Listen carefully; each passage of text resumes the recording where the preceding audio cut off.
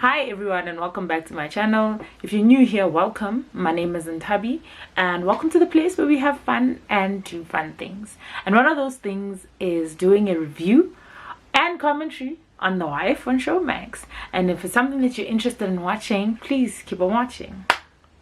So also before I start with the review and commentary of this week, guys, please like, subscribe and share. Okay? But anyway, this week, guys, or rather should I say last week, was fire. Can I just tell you now before I even begin that episode 35 was the highlight of my whole season, baby. Whole season. But anyway, let's begin. So this week we'll be reviewing episode 34 to 36, right? And starting with episode 34. So this is after the successful heist of the poker game, which was basically a one-man job, but it was a two-man job between Palesa and Nqoba. So now this week they're celebrating, drinking champers. It's all good and well, right? Please, man. Palesa was too quick to trust Nqoba. Also,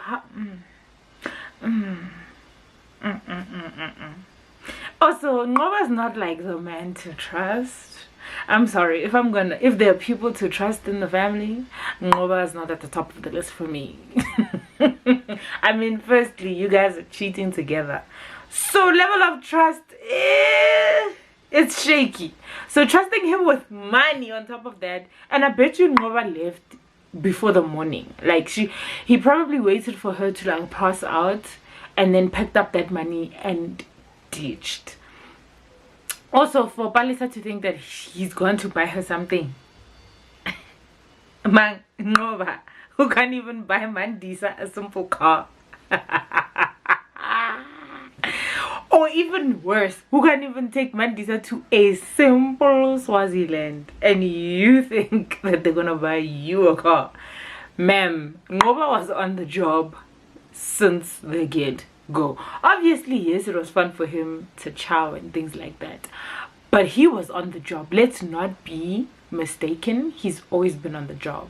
I mean, even the recon that he did, come on, in bed, please, come on. So yeah, I still say Palesa was too quick to trust Nqoba, which tells me that in as much as she's crazy, she's also very naive.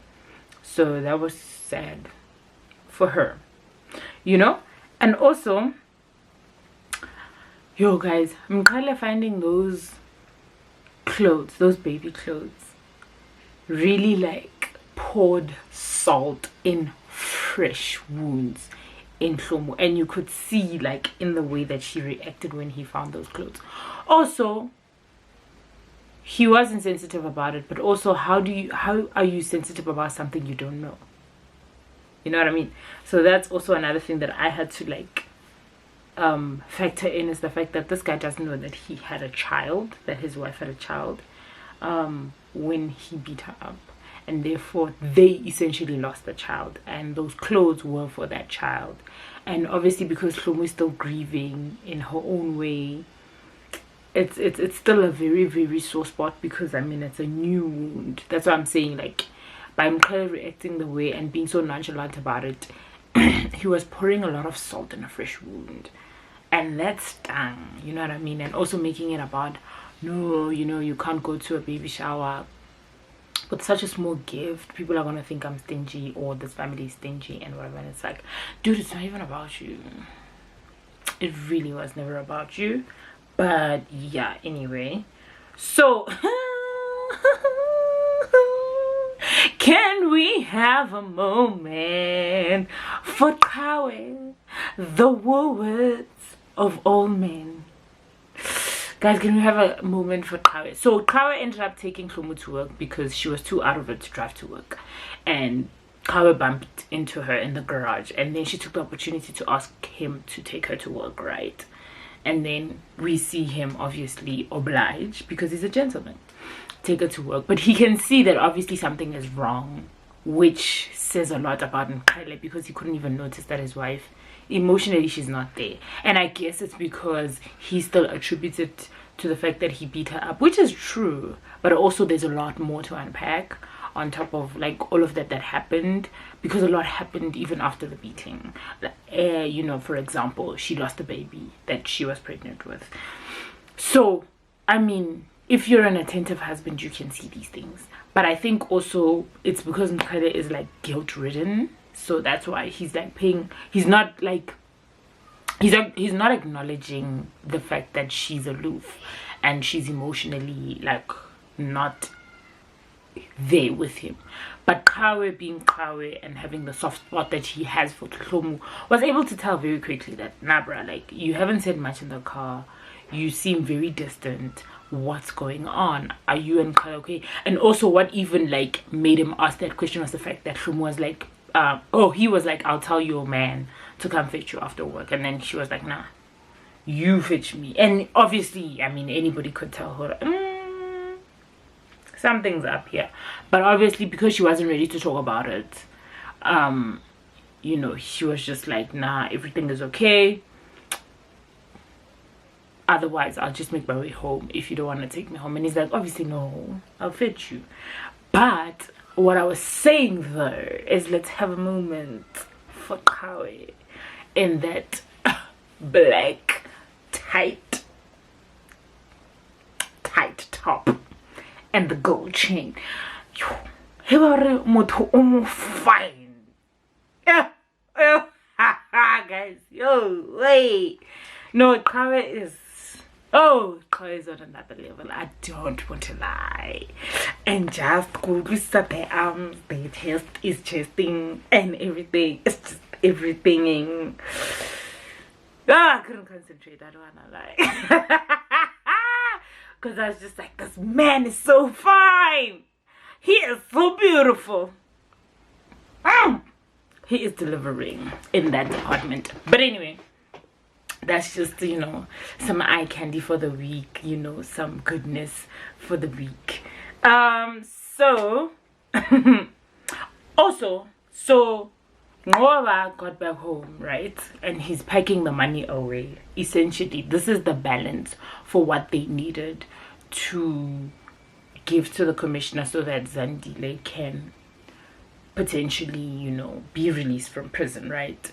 So it's like blood money, yana. So because of the heists and what they've been doing over the years, so they've raised basically 8 million rand over the years due to these heists and whatever. Now Ngoba is packing this money away, and then Mandisa walks into their room. Obviously it's their house, their bedroom, so she has liberty to do that. And then she saw the money and was like, oh my gosh, baby, imali engaga. And Ngoba was just like, it's not our money, it's not our money, it belongs to Zandile. None of it belongs to me, it belongs to Zandile and Nkosana. And Ugel was not happy about that, because she's just like, wow, you put your life in danger and then you want to tell me that none of this money we're gonna like partake in, we're gonna get a share in? Like, what do you even mean? You can't even buy me a house, can't even buy me a car. What is this? But you put your life in danger for all of these women in this family, but never me. So what's this about? So now, which confuses me, because I thought that Zandile and Mandisa were good and that Mandisa would want them to get Zandile out of prison. But I'm guessing in the story, or in the grand scheme of things, they're not. Because instead, she's busy looking at them doing things for other women in the family. And then, like, for her, she gets squat, but, like, puts in a lot of the work. But also, like I've been saying, if you're not happy in a situation, if you're not happy in a relationship, why would the stress, Mandisa? Why haven't you left? So what if this guy is the father of your baby? It's fine. It doesn't matter. Just go. You know what I mean? It just doesn't make sense to me. But anyway. Hey.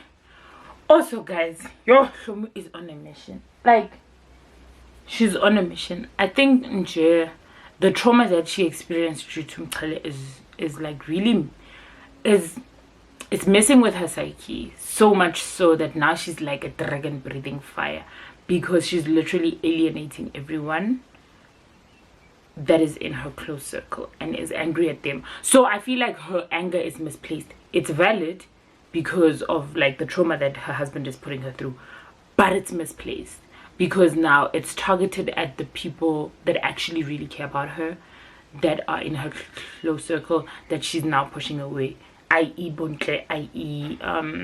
Langa, because she's forever fighting with them. So this week she was fighting with Bontle on some, you know, where do you get the nerve to ask, because she hadn't come to work, and that day, it was the day she met with Sandile for lunch, and obviously nobody knew where she was, but they were looking for her. And on top of that, she didn't even say that she's not coming to work. She didn't put in leave or say she was sick or anything of that sort. So she just disappeared basically, and obviously she wasn't answering her phone from her boss. No buntle.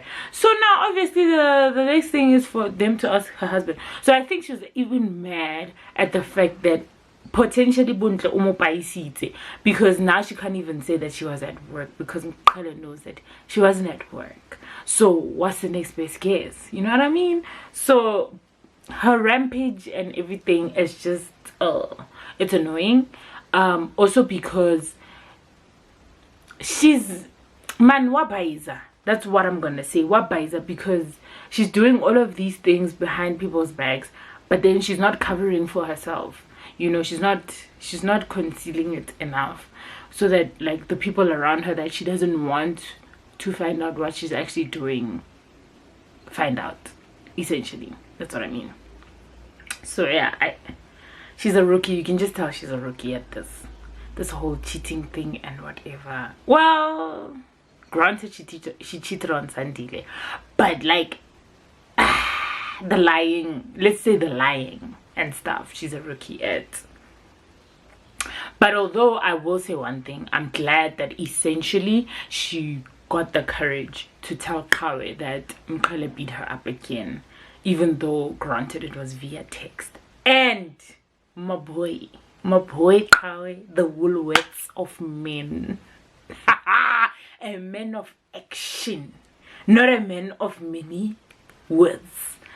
Saw that text, so Mkhala, so red, and he immediately went for the kill. Hey, umshayile, umushapile, turned into a fight same time, because he was just so mad. He couldn't even articulate like why he was mad, but instead was like everything.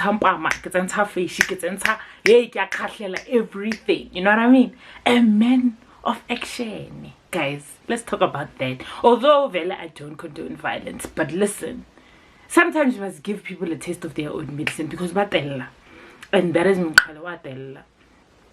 So you know what, let's give it up for the Woolworths of men. Anyway, so I think also genuinely, like, Ngoba is the most messiest man on like the wife.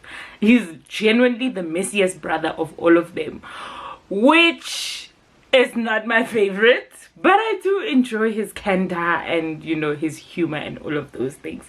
But I just don't enjoy his mess, because I just feel like it's unnecessary. Like, why are you this person? Why are you this messy? But it's fun to watch. But I will say, him going on a solo mission to balance the money to get Zandila out of prison was the sweetest gesture of all time that he could have done for his bigger brother. And I really recognize that, and I recognize the fact that, like, in as much as like Ngoba is just such a weird person, okay, maybe he's not weird, but such a complicated person, he is so sweet. Like, he is really genuinely so sweet. He can be human, you know what I mean? Like, it's not just all fun and games and just messing up along the way, but there are moments, he does have his moments where he's genuinely like such a beautiful person to his, you know, family, and like the care that he has for them can be evident in that. So I really like appreciated that part, like seeing that part of him. Yeah, guys, now for the cream de la cream of last week's episodes. 35 is by far my favorite episode of the whole season 1 of The Wife. I don't want to lie, I'm fun ukngasho, because wow. so many important things were explored. But anyway, let's start. Okay. So, firstly, my favorite of all time, Kawe singing like a canary and burning Mkhele in front of his brothers was my favorite thing about the brother, the gentle brother. Because also, I get after the fight, they broke them apart and like, hey, Nthabi Ndala, fakampama to Kawe, faka another mpama to Mkhele, because he was just like Lenkrela blind Lena, like Lernyati Sagaba to Mostrateng. What is this, you know? And then they got home, right? I think it was the following day. That's when they had the lokotla. You know, it was the 5 of the senior brothers sitting together at the table, the smaller table. And then, like, obviously Nkosana wants to get to the bottom of why the fight broke out at the taxi rank and, like, what is their gripe, because he thought that they had fixed things among themselves, like, mainly Mkhele and Kawe, like, dude, why are you guys still butting heads? I thought you guys fixed this. So then he asks Kawe, dude, what's going on? Like, why did you do what you did? And then Kawe is like, I think you should ask Mkhele. Also, because Mkhele doesn't know that Kawe knows that he's been beating up Hlomu. So he's just genuinely got this thing, you know, the chip on his shoulder, like on time. Yeah, you know, mchele, but like umshayelani, all angry and whatever. Sorry, my bad. And then obviously Nkosana's like, no, I'm asking you, because you're the one that threw the first punch. Explain, Wabo. And then, did my boy not sing like a canary? Did my boy not put Mkhele into flames? Aribona, this guy broke our vow, or as brothers, of never laying a hand on a woman. And because Ola was just so angry, Mkhele, you can see like his face change literally, and see the fact that like now he's utterly naked. You know what I mean? Like, as in, flip, I've been concealing this so well that I can't believe Kawe knows. And now he's basically ratting me out to everyone, and now he's exposed. And it's my favorite thing, because that man is sadistic. Anyway, so he's like, he broke our bro code of never laying a hand on a woman. And secondly, he broke his vow of never laying, basically his promise to protect his wife. And not beat her. And then essentially at the end he said, Mkhele beat Hlomu. And everybody's just like, yo, and looked at him, Wabo. And then he said, on top of that, it wasn't even the first time. This wasn't even the first time. It happened. Yo! And then like Nova changed. His face changed. He got so angry, looked at him, and I think Nkosana was like, Mkhele, is this true? But then before he could answer, because they could already see this one might not even tell the truth, then Nthabi Ndala tells Sambulo that go fetch Makoti, and we're gonna get to the bottom of this today. And you could see he was flipping scared, because his secret is out, and potentially he wasn't even sure of the fact that Hlomu was going to protect his secret. Let's be fair, ne? So when Hlomu came back and Nkosana asked, I called you here in order to confirm a couple of details, don't worry about it. And then asked her, Hore, has, ever since you've come into this family, has Mkhele ever beat you? I was scared, genuinely, because you know how Hlomu is just love struck when it comes to Mkhele. Damn struck, to be fair. I was scared that this girl was going to deny it. And with fair reason, because you know you want to protect your person, even if it's at your own expense. And we've all seen Hlomu literally bow backwards and forwards for this man at her own expense. Wabo, no matter how many times he's hurt her, she's always come back to say, I'll forgive you. You know, ukjabula gwam nguwe Zulu. You know, all of those nonsensical things. So I was very happy and very pleasantly surprised when she actually said it is true, Nthabi Ndala. And then when Nkosana asked how many times, I think also when she said it is true, yo, Nkosana, it was like as though he took a punch in his gut because it hit him that hard. Ngoba wasn't happy about it either. Oh, also, before even she admitted that, she tried to look at him, and then Ngoba's like, don't even look at him. And I appreciated that about him, because essentially what he was saying was, don't look at him to try and see if you should protect him, because we'll protect you, which I absolutely enjoyed. And I realize now that probably that's why Ngoba and Mqele don't get along so well, is because of the fact that Mqele is a wife beater, or rather a woman beater, an abuser essentially. And Ngoba is a lot of things, but an abuser he's not, and he does not stand by it, which also is another point for Ngoba that I appreciate the most. Even though, yes, we're not supposed to applaud fish for swimming, but I really appreciate that about him, and the fact that they will even do something about it. You know what I mean? So, fine, then Hlomu admits it, and then he's like, how many times? And then she's like, 2 times. And then, you know, they essentially now address him about it and ask him like, hore eju kanti pila pila dintang. Now he can't beat the allegations, because even the wife confirmed everything, which I was like, who finally it's out in the open, because at least now something can be done about it, right? So okay, so we took our kettle and took it to the Dladla home to find you a wife, and they didn't even want to give the wife, but because she loves you so much, they agreed. And then wena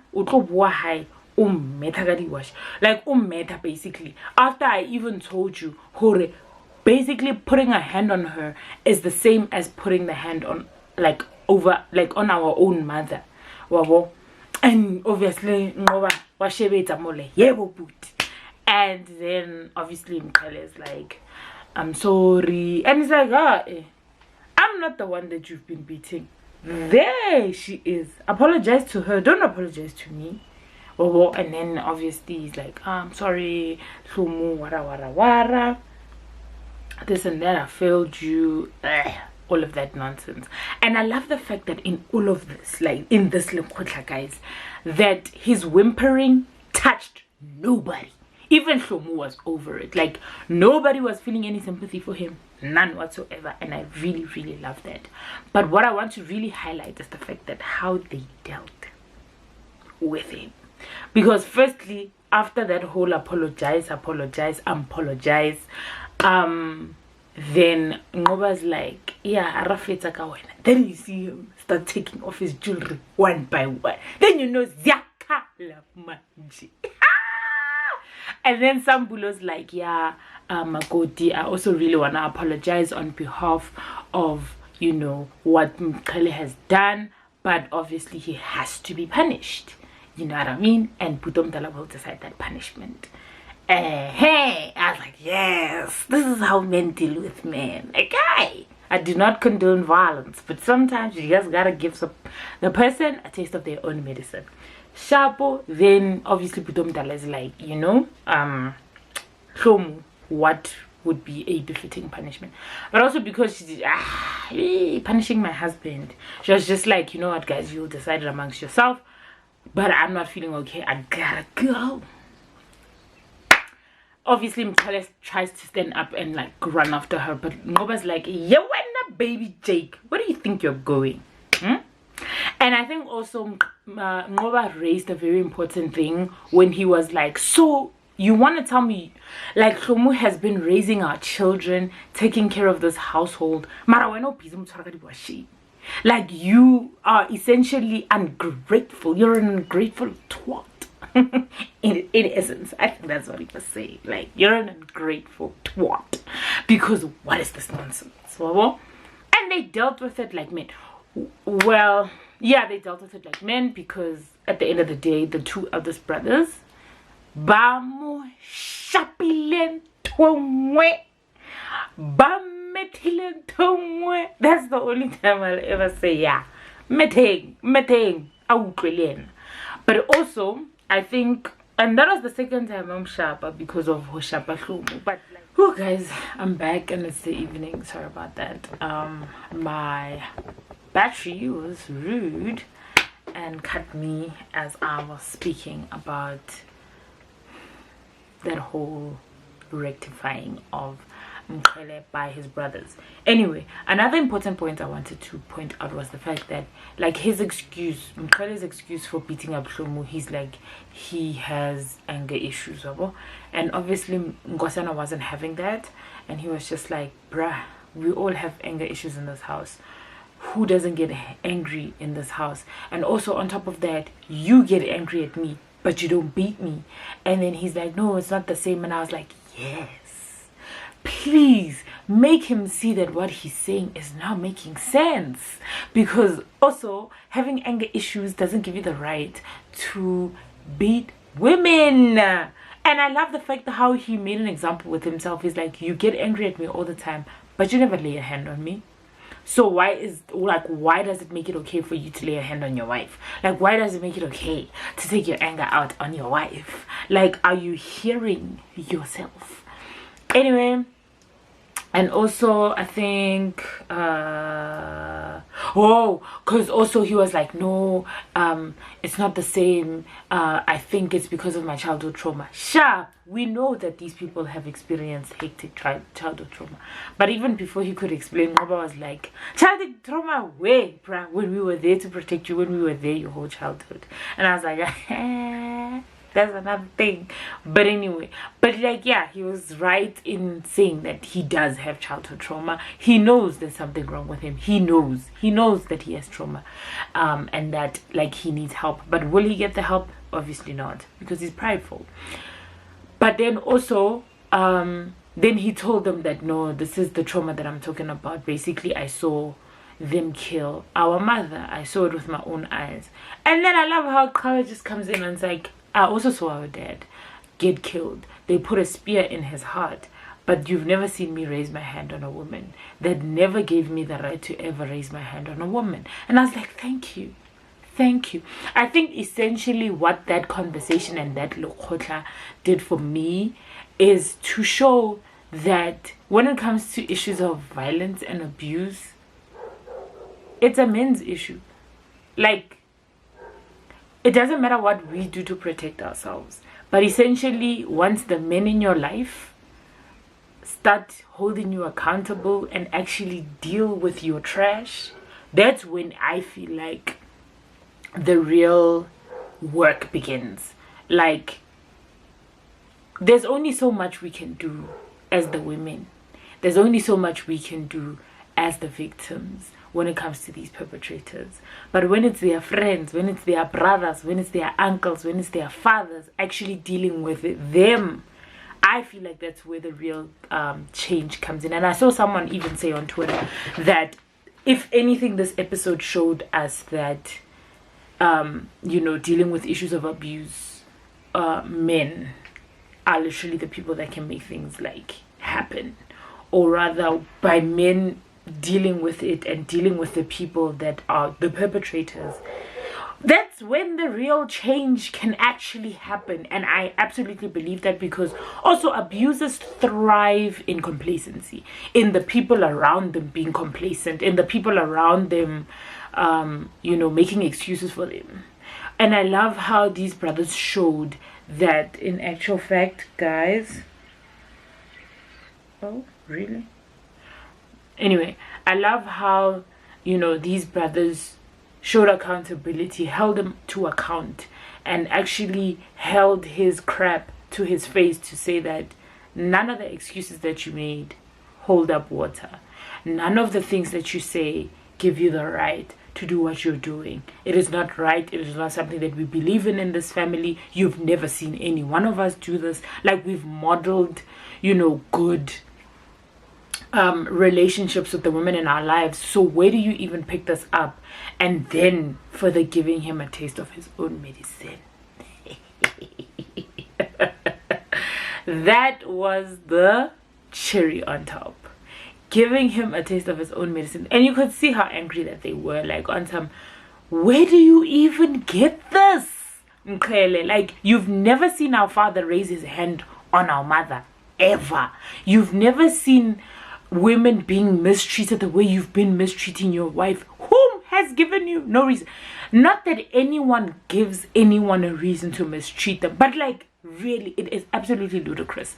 So I really loved how they handled that as brothers, as a family, to like hold them to account, essentially, because that's what we need. That's the kind of rehabilitation, if we can even call it that, that we need. Is actually people stepping up, people around you in your circle stepping up and calling you out on your bull crap and actually doing something about it. So if men were to do something about the people in their circles, the people that perpetrate these crimes, the people that perpetrate these heinous acts, I feel like, man, we would be able to move the needle further. Unlike this whole reactionary vibe we've got going on, especially in this country, because we know we have such a huge issue with GBV. It's always victim centric, like, you know, do this to protect yourself, do this, da da da da, you know, speak up, all of these things, but it's never really about, guys, let's shake it up, let's hold these people, you know, to account and all of those things. So I really, that's like really one of the best things about this episode, is the fact that they acted on the information that they got and made sure to make it very clear. And I think also afterwards, after, you know, that whole lekotla, before they started beating him up, or rather giving him his jeziso, was when Nthabi Ndala is like, listen, Hlomu, I will make sure, like, utmost best to make sure that this never happens again. And obviously, because like Mkhele has been telling her, I'm never gonna do this again, over and over, she was just like, we can only hope, because also this man does not keep his own words. He's not a man of his words. So I understood that. I understood her complacency about it and things like that. So after that whole scenario, like, as they were beating the Mkhele up, excuse the noise, guys, like, it is what it is, you know what I mean? So as they were beating up Mkhele, Hlomu now goes to see Sandile, apparently. Firstly, I just want to put it out there that Hlomu is selfish, nah? Because I don't know if this is like a revenge thing, where, or she's just getting her own, like settling scores and getting her own, but she's selfish, she's acting out of selfishness, because honestly she doesn't have to include Sandile in her mess, in her anger with Mkhele. It should be with Mkhele, and she should deal with it with Mkhele, and basically not bring in other people in order to be collateral damage, because we all know that Mkhele is like sadistic, so he's never gonna hurt Hlomu, like, unlike beating her and stuff. Like, he's never gonna leave her, but he's gonna make sure that the people she gets involved with, that he deals with them, which is like, you know what I mean? So that's why I say she's selfish by going to see Sandile, because we know what she was gonna do when she got at her door, like at his door. And also, guys, we're not stupid. We're not stupid. Like, firstly, Sandile lives at a Baldwin estate, and knowing estates these days, you don't just rock up on someone's door.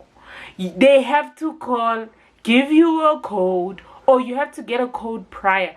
Come on, guys, we're not stupid. You could have at least used some other random estate, but to use a Baldwin estate and like act like this girl just randomly like got to his door without him knowing of her coming, like, Arvana. But anyway, I'm just gonna roll with it because you decided to like take us through that.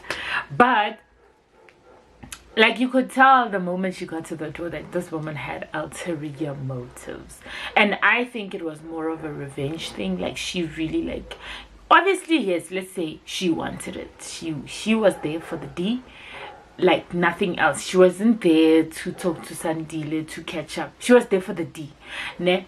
let's just get that one out the way. Secondly, maybe it was for herself, like to fulfill herself or her curiosity. We'll say that. But then the other reason would be to hurt Nkele. I think she was doing it as revenge. Like, okay, you beat me. Oh, I'll sleep with another man. I think like essentially that was her anger also, like feeding into that plan. But anyway, but I think also like it's very, and that's why I say also again she's selfish, because now she's putting Sandile in a very dangerous position, because now he just becomes collateral damage and very vulnerable to Mkhele, like killing him. You know what I mean? So now, Palisa approaching Mandisa about Ngoba and what they were doing and what he essentially did is very dangerous, because it sets off Mandisa, because we all know Mandisa is very unhappy with Ngoba at the moment, and is very unhappy with how it potentially the whole Zulu family has been treating her and how they've been viewing her, you know, ever since they've been together, and especially because they have a child together. So like basically so by Palisa coming through and just boiling on Mandisa, telling her what she's been doing with her man and all of that stuff, it just sets her off.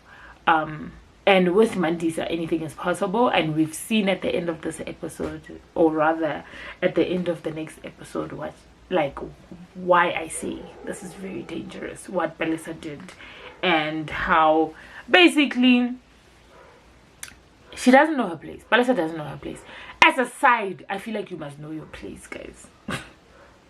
As a side, you must know your place, man. So Palisa doesn't know her place, because also her gripe isn't with Mandisa. It was never with Mandisa. It has always been with Ngoba. So by her coming to see Mandisa about what happened between her and Ngoba, it's really none of Mandisa's business. But that, surprisingly or not surprisingly, is what sets off Mandisa on this rampage of hers. So I'm just like, girl, know your place. I didn't know what like arrangement this was. So why now all of a sudden, because you got screwed, now you know you're coming to the wife woman to woman? Guys, know your place. Anyway, so episode, oh wait a minute, before I move on to episode 36, baby, at the end of this episode, which I reiterate, Hlomu is selfish. Hey, did Hlomu not put it down on Sandile? Put it down put it down on Sandile. Oh, girl done laid it down. They slept together, obviously, because that's what the girl was there to do. Now what I did not realize is that she spent the night. It wasn't just the 1-2-1-2 then go home. No. Girl spent the night at Sandile. And because we know how Mkhele is when Hlomu doesn't spend the night at their house, he was on the doorstep, literally. Why? Because the watch has a tracker, guys. That watch has a tracker. So in as much as they slept together, did the deeds, everything, and then the next morning she left basically to go home, shower and go to work. When she left, as she was getting out the apartment, because Umofeleji outside to her car, Mkhele was like literally by the wall of his apartment block, and you could see that all, you know, like Sandile Wabatu.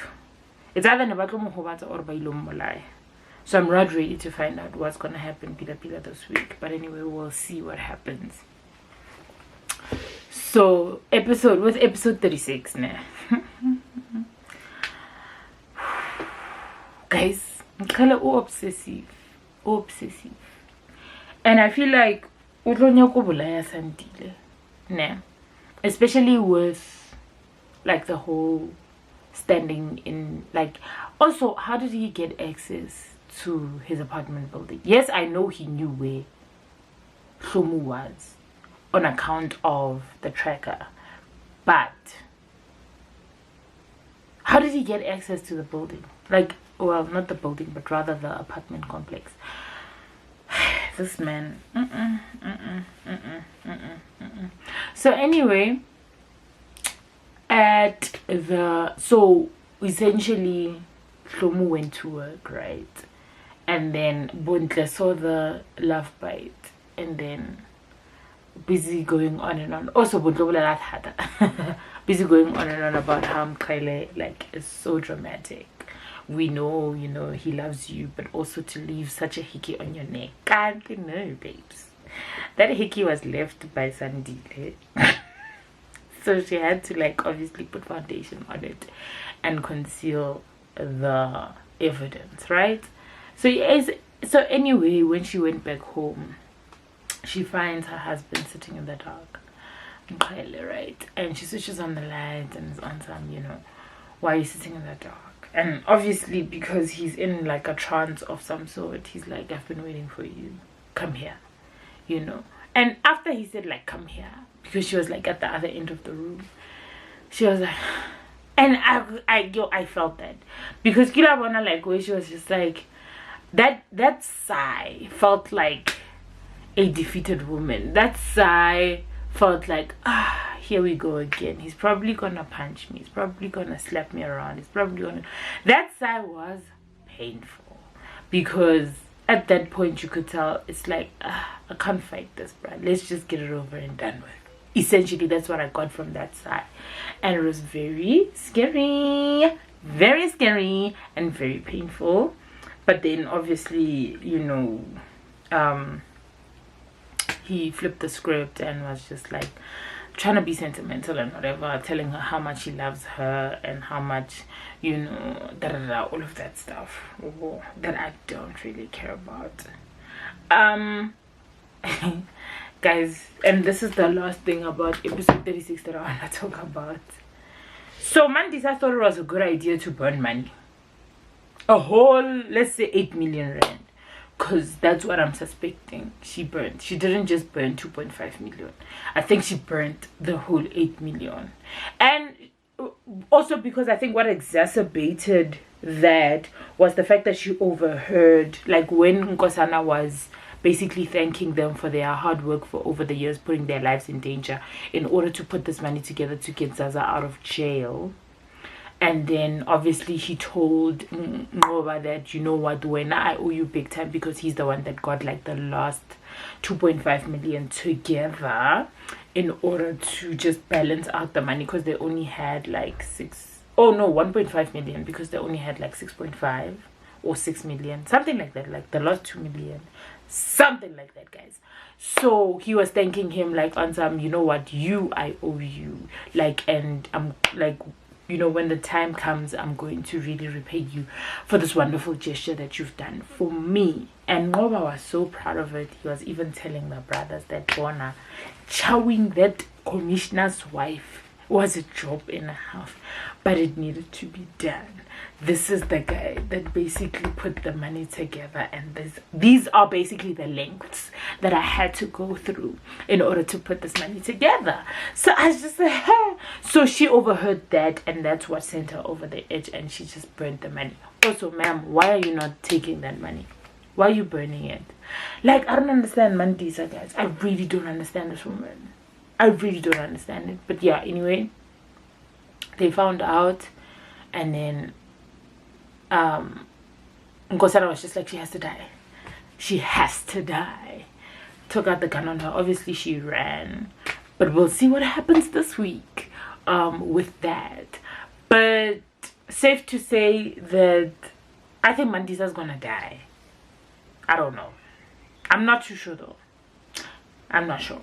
I'm not sure if she's going to die at the hands of Nkosana or like what's going to happen. But I'm pretty sure this woman, her days are numbered over what she did. But I'm hearing saw the trailer for this week's episodes. So these week's episodes are the finale. They include the finale. Guys, we've reached the 40 episodes. Oh my god. It was a bumpy road, it was a bumpy ride, but we've reached the end of season 1. Aren't you proud? Aren't you super proud? I am. Like, I'm really proud of myself, and I'm so proud of you guys for also, you know, sticking it out with me, and I'm so grateful for you guys. I really hope that either they get a production break or got one already, and that they go back and regroup and fix the writing situation and fix the grading, because there's a lot of pain points there, like, that they need to fix. Yes, we understand that essentially they are doing their own story of the wife. It's inspired by the events and characters of the books, but essentially it's their own story that they are telling, which I think I've made peace with by now. So I'm not even looking for details and whatever in the book anymore. Now I'm just watching the wife for the wife. But I really hope that they fix some of the growing pains in terms of, you know, the overall story arc and what they're trying to do. So I hope they did get a production break, or they are on production break, just to regroup and fix it and whatever. But I'm really excited for the next week, because it's going to be 4 episodes, guys. 4 episodes of the wife. So that's gonna be like another mouthful of just commentary and reviewing, and I hope you stick around to watch it. But otherwise, love you guys so much, and I appreciate each and every one of you for watching until this far, guys. We made it.